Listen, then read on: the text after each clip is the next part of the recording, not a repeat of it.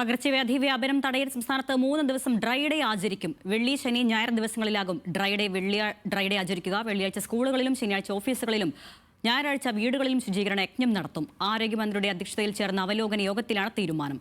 വിവരങ്ങളുമായി സനിസയുണ്ട്. സനിസ, വിവിധ തല മഴജന്യ രോഗങ്ങൾ കൊണ്ട് വലയുകയാണ് കേരളം. ഈ ഡ്രൈ ഡേ അടക്കം നടത്തുന്നതിലൂടെ പൊതുജനങ്ങളിലേക്ക് കൂടുതൽ ഈ ബോധവൽക്കരണം അടക്കം എത്താൻ സഹായിക്കുമെന്നാണല്ലോ പ്രതീക്ഷ. പ്രവർത്തനങ്ങളിൽ വന്ന വീഴ്ചയാണ് ഇപ്പോൾ സംസ്ഥാനം നേരിടുന്ന ഈ വലിയ ഒരു പ്രതിസന്ധിക്ക് കാരണം. അതുകൊണ്ട് തന്നെ ഇനിയും ജാഗ്രത കൂടുതൽ പാലിക്കേണ്ട സാഹചര്യമാണ് നിലവിലുള്ളത്. അതുകൊണ്ട് തന്നെ പകർച്ചവ്യാധി വ്യാപനം തടയാൻ വേണ്ടി സംസ്ഥാനത്ത് 3 ദിവസം ഡ്രൈ ഡേ ആചരിക്കാനാണ് ആരോഗ്യവകുപ്പ് തീരുമാനിച്ചിരിക്കുന്നത്. വെള്ളി, ശനി, ഞായർ ദിവസങ്ങളിലാണ് ഡ്രൈ ഡേ ആചരിക്കുക. വെള്ളിയാഴ്ച സ്കൂളിൽ ശുചീകരണ യജ്ഞം നടത്തും. ശനിയാഴ്ച ഓഫീസുകളിലും ഞായറാഴ്ച വീടുകളിലും ഡ്രൈ ഡേ ആചരിക്കുക. ആരോഗ്യമന്ത്രിയുടെ അധ്യക്ഷതയിൽ ചേർന്ന അവലോകന യോഗത്തിലാണ് ഈ തീരുമാനം എടുത്തിരിക്കുന്നത്. ഡെങ്കിപ്പനി വ്യാപനത്തിൽ പ്രത്യേക ജാഗ്രത വേണമെന്നും ആരോഗ്യവകുപ്പ് മുന്നറിയിപ്പ് നൽകിയിട്ടുണ്ട്. അരുണ്യ. ശരി, സനിസ ശോഭാചന്ദ്രനാണ് വിവരങ്ങൾ നൽകിയത്.